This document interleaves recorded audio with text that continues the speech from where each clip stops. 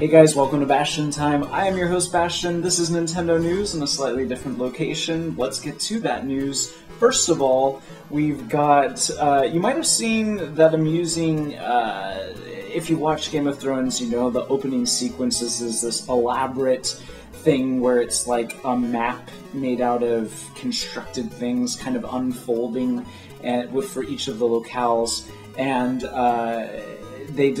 somebody created one of those in the style of Super Mario World. Well, somebody has created one in the style of A Link to the Past. It is amazing. You gotta check that out. There's a link for you down below. A lot of us thought that at this E3 we would finally see games that would utilize dual gamepads and that Nintendo would say, okay, now you'll be able to buy a second gamepad, and Miyamoto says no, it is not time for dual gamepad games. He doesn't explain it the way I honestly think that is Nintendo's thinking. What I think is going on over at Nintendo is they're like, the Wii U is not selling very well. We cannot create games that have two gamepads if it's not even selling that well right from the get-go. So I think they're waiting for the Wii U sales to pick up before they develop games that use two gamepads.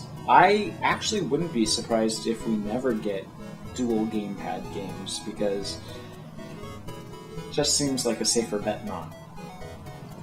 During one of his many interviews with many media types, Mr. Aonuma said some pretty interesting things about the Zelda franchise. One of the things is Hyrule Warriors has a lot of playable female characters.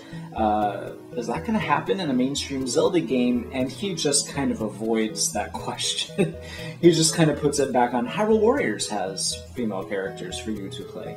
A lot of questions are all very similar across all the interviews. Things about, Zelda essence and him saying that he's rethinking what is Zelda. He's even rethinking puzzles, he says, which is interesting. He says, in the past, puzzles would be things like you push blocks and such, and he's rethinking that now. So will we not have any block-pushing puzzles? I mean, that's kind of a staple of Zelda, but it's, for a Zelda fan, you see a block, you gotta push it to open a thing, so might be good to remove those and have new kinds of puzzles, so we'll see what he means by that. That's it for this episode of Nintendo News. See you guys tomorrow for more news. Bye, guys.